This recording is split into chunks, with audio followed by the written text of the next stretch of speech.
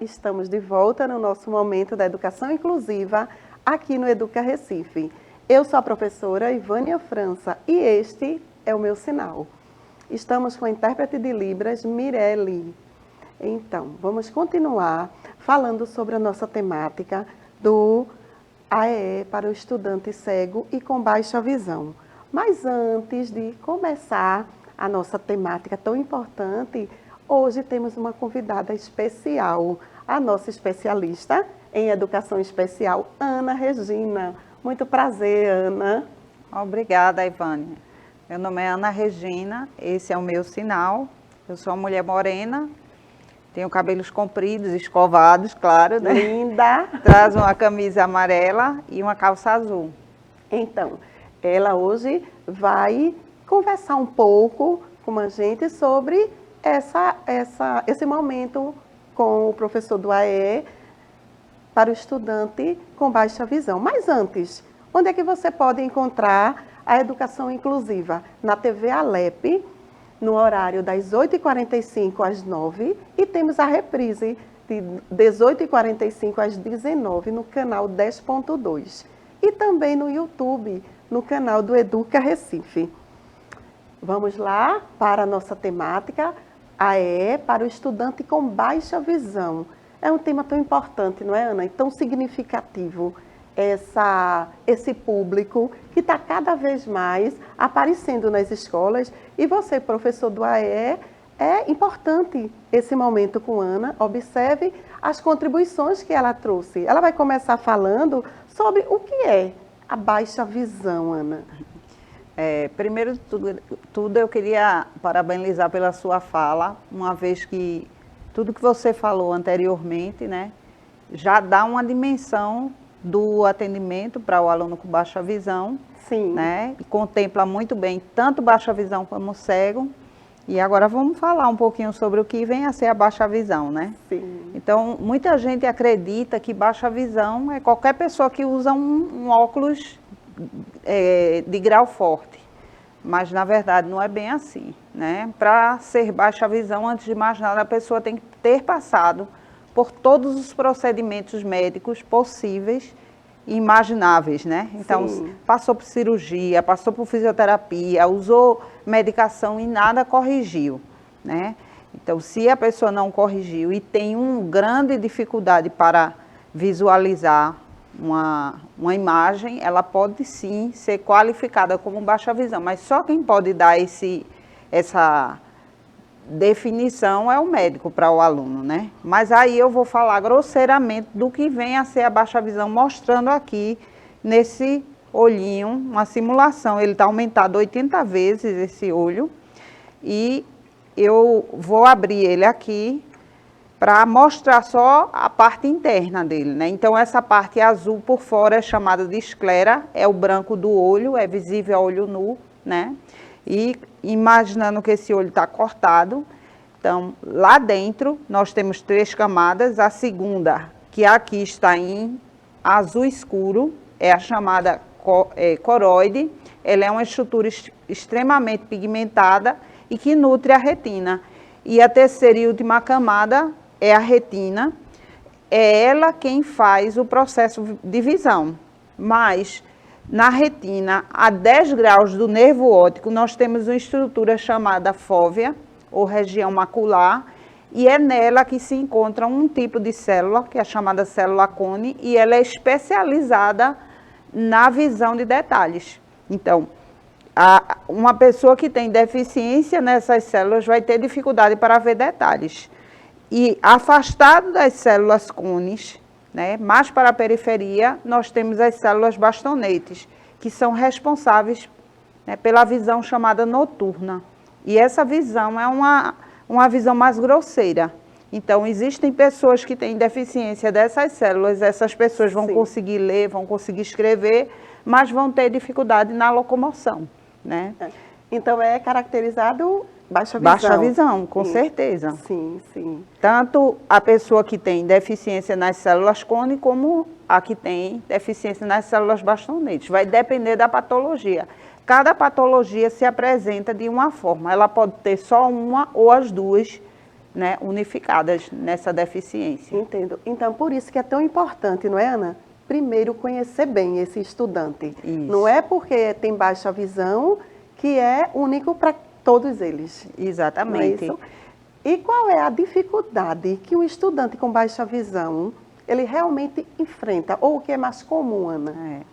Normalmente, quando a gente fala em baixa visão, muita gente acredita que ampliar o material resolve o problema do aluno com baixa visão. Isso. E, infelizmente, não é bem assim. Vai depender da patologia, vai depender da condição que esse aluno foi educado, né? E vai também depender também de como ele enxerga. Então, nós temos aqui óculos simulando, né, essa baixa visão, e eu vou dar um exemplo bem simples. Nós temos aqui uma simulação de baixa visão, né? Uma baixa visão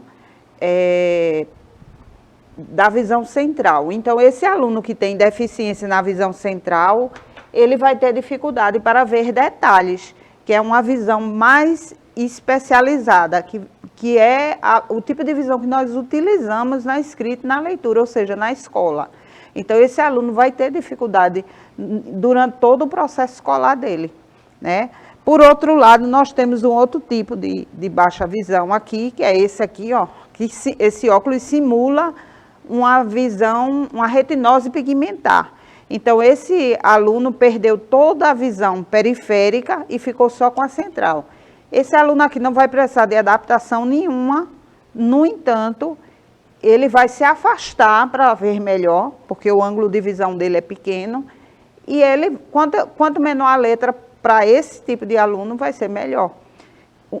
Por outro lado, ele vai ter dificuldade de caminhar no espaço, então ele vai precisar imediatamente de uma bengala. Né? Então, vai depender da patologia e como esse aluno está diante dessa patologia, né?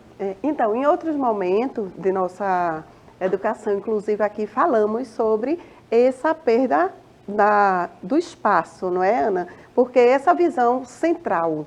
Então, aí o que vem a ser essa visão central? Já colocamos aqui em outro momento, essa perda periférica também. Uhum. Então, quando você conhece o estudante, a intervenção realmente tem outra qualidade. Isso. Não é isso, Ana? É muito importante que, uma vez o professor do AEE descubra que o aluno tem baixa visão ou cegueira, né, ele passe por um processo de avaliação funcional da visão com um professor especializado para definir quais são os mecanismos que esse aluno usa para enxergar melhor e como ele enxerga melhor. Aí, a partir daí, o professor vai usar aqueles subsídios para fabricar atividades para que esse aluno desenvolva suas competências da melhor forma possível. Ô, Ana, e quanto ao uso da bengala? Porque às vezes entendemos que o uso da bengala é só para o estudante cego. Uhum. E tem estudante que com baixa visão, ele precisa desse recursos, não é isso? Olha, eu posso lhe dizer, sem medo de errar, que 99,9% dos alunos que têm baixa visão precisam da bengala.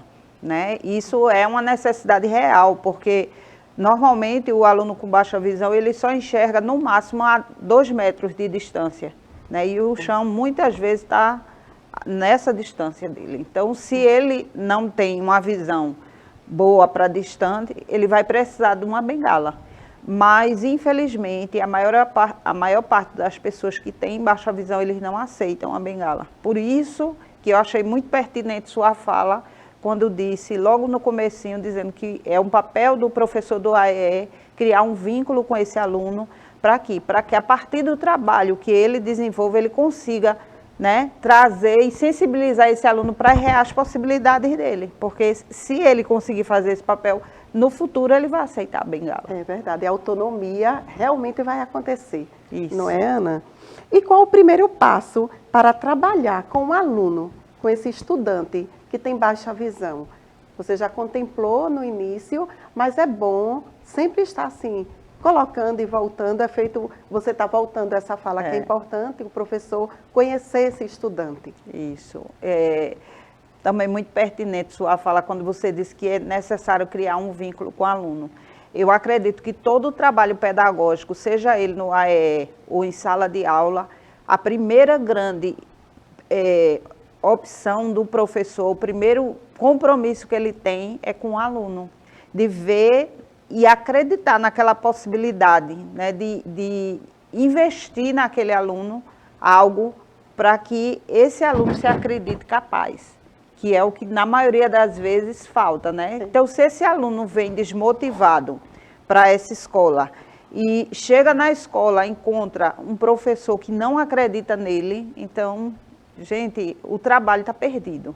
Então, eu acho que o primeiro grande passo para trabalhar no AEE é investir no aluno, ver como é que ele está. A gente não pode simplesmente, porque o aluno é cego, tem baixa visão, vamos ensinar o braille.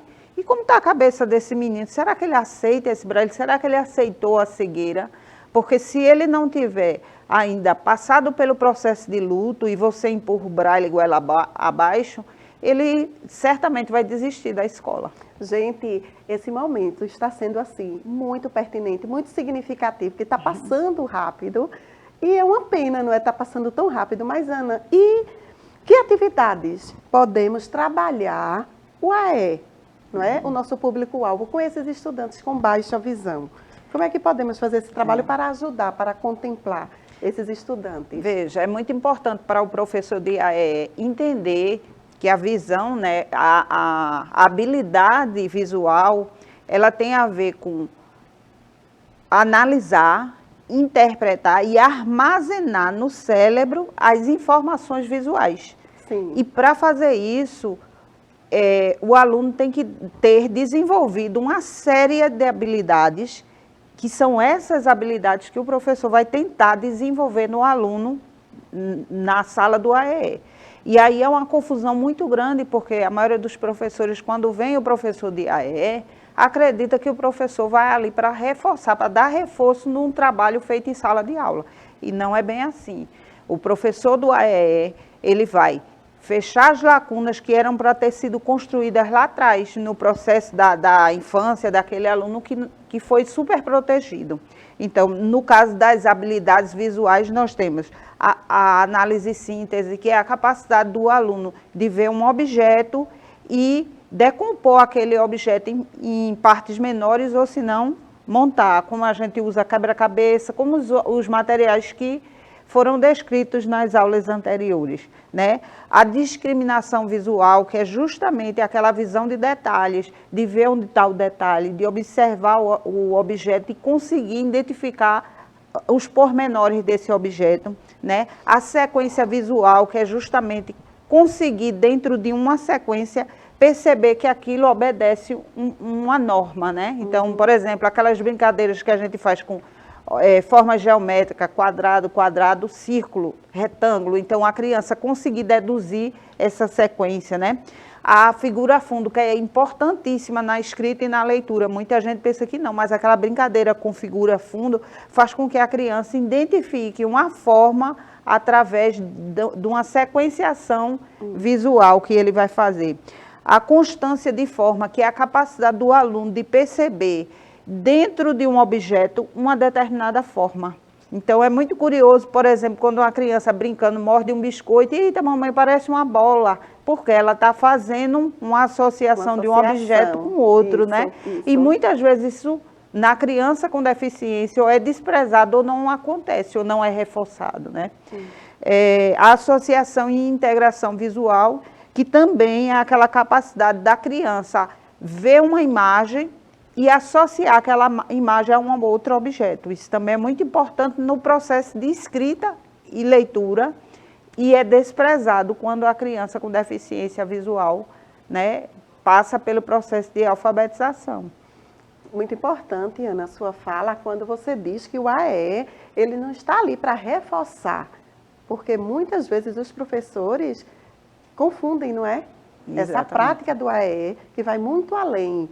Não tem nada a ver com o reforço escolar. Acreditam até que o professor está ali brincando com o aluno, né? Quando, na verdade, é aquela brincadeira, tem objetivos próprios, Exatamente. né? Foi estruturado através da atividade para quê? Para fazer com que aquele aluno tenha um potencial visual que pode ser usado durante a escrita e a leitura que ele executou.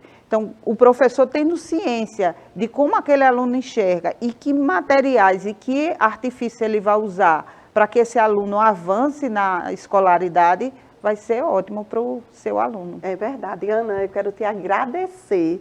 E, gente, essa conversa precisa continuar. Então, no próximo momento, Ana, já sinta-se convidada para continuar aqui com essa conversa tão significativa. Agora, vamos contemplar o AE para o estudante cego, ok? Eu aguardo vocês no nosso próximo momento. A gente continua. Tá joia, Ana? Obrigada a você que esteve até agora.